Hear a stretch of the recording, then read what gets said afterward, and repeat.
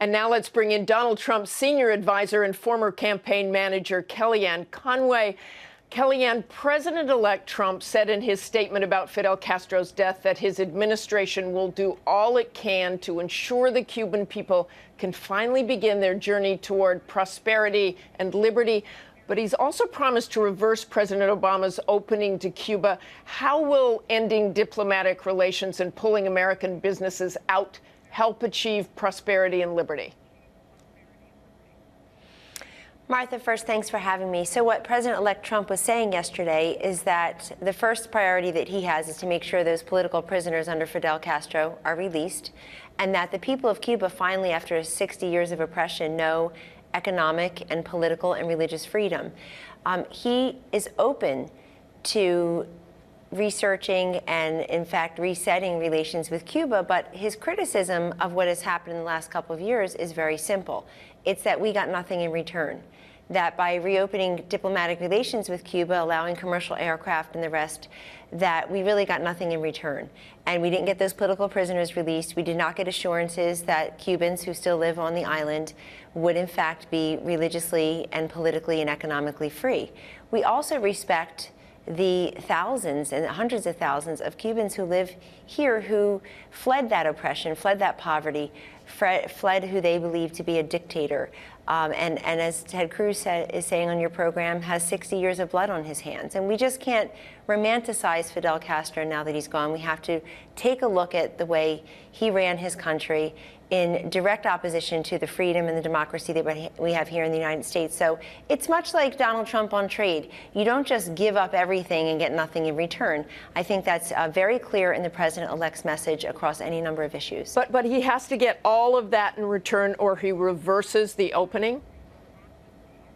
He hasn't said that, and he's open. Again, I've discussed this with him directly. He's open to any number of possibilities, but we remain very firm that when you open up diplomatic relations, as President Obama has with Cuba and Fidel Castro in the last several years, that to get nothing in return, including political prisoners and assurances that people on the island of Cuba will be free, politically and economically. I mean, I've personally met, I'm sure you have, victims of Fidel Castro's oppression and his torture and his imprisonment. I, many years ago, was very touched as a young girl meeting Armando Valladares, who then went on to write a book, Against All Hope, and a movie made on the book. And that's just one example of many. We all have friends, I'm sure, who have those stories of Cubans coming in the dead of night with $20 in their pocket and children strapped into a boat trying to come to the free land 60 miles away, and they indeed have done that. So to the extent that President Trump can open up new conversations with Cuba, it would have to be a very different Cuba. And again, he's all about America first, American workers, American interests, Americans, American allies, and certainly Americans. And in that regard, he wants to make sure that when the United States of America, when he's president, engages in any type of diplomatic relations or trade agreements for that matter and the like, that we as America are being protected and we as America are getting something in return.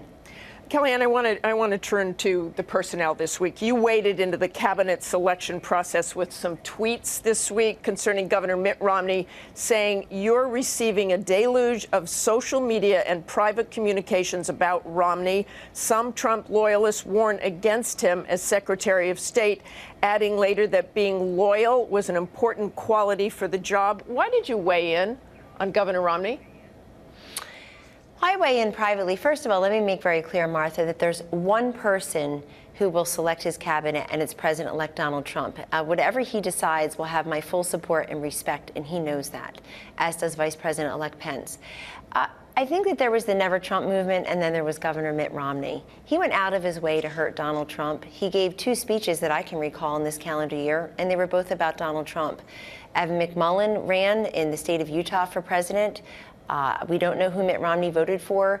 But apart from that, and look, I'm glad they're talking. I've been critical of Mitt Romney in the past, and I also last week on your network and other places talked about how I was very pleased that the president-elect and Governor Romney had met out at Bedminster. I was there when they met. I'm glad that two job creators who also have the very rare privilege of having represented their Republican Party as its presidential nominee had a chance to discuss issues on on the world stage. Why you took to Twitter on this? Why you, Kellyanne Conway, took to Twitter on this? Why not go to Mr. Trump? Did he want you to tweet that? Or is that just you talking? I won't discuss that, but I will tell you that I've already weighed in privately because I've been asked to. First of all, it's Donald Trump who's going to form his cabinet. But I did want to say something else. This is Trump's party now, and he won states that Mitt Romney lost. He's the one with the political instincts, the brilliance. This is his cabinet to form. I mean, he won Michigan. Mitt Romney lost it by 10. We won Pennsylvania. Mitt Romney lost Iowa by, 5 points or so. We won it by 9. We won Ohio. And so I just think that the political instincts, and it wasn't just, I only wish Governor Romney had been as critical of Hillary Clinton and her policy positions. I'm all for party unity. I'm a big party unity person. And look what Donald Trump's done. He's got Nikki Haley in the cabinet, UN ambassador, daughter of Indian immigrants. He's met with Ted Cruz. He's taken calls from Mitt Romney, from Jeb Bush, from John Kasich, from Carly Fiorina. I think he's working with Speaker Ryan. Reince Priebus, the RNC chairman, is now his chief of staff going into this new White House. So we're all for party unity. I don't think a cost of admission for party unity has to be the Secretary of State position. I want to turn to Hillary Clinton. And when Mr. Trump says that he does not want to pursue investigations of Hillary Clinton, what does he mean by that? Is he asking the FBI or the Justice Department to just stand down? No, he's not. He respects the integrity of those institutions, and the next leaders of those institutions, when he's president, will do their jobs without the interference of the executive branch and the President of the United States. At the same time, President-elect Trump is being very magnanimous. What he said to the New York Times in the on-the-record interview was that he's just not focused on that right now. He's not focused on Hillary Clinton. Well, did he overstep his role by making those public comments? Should he have been making public comments about that? He's welcome to. He's the president-elect. He's about to be the leader of the free world. But he is not undercutting anybody's authority in any of those branches, as any of those positions. Martha, as you and I can know and respect, different people will have the authority and the autonomy to make those decisions based on the evidence presented to them. But this is how the president-elect feels at this moment about Hillary Clinton. I would say in response that I guess her attitude towards that is to have her counsel, Mark Elias, go and join this ridiculously fantastical recount that Jill Stein is engaging in Wisconsin and perhaps elsewhere. So you've got the president-elect Donald Trump being quite magnanimous to Hillary Clinton, and you've got her responding with joining into this this recount where and Jill Stein has got 33,000 votes in Wisconsin. And he's tweeted about half a dozen times, I think. Why is he tweeting so much about that recount? Well, he's able to weigh in. He has probably 30 million followers on Facebook and Twitter.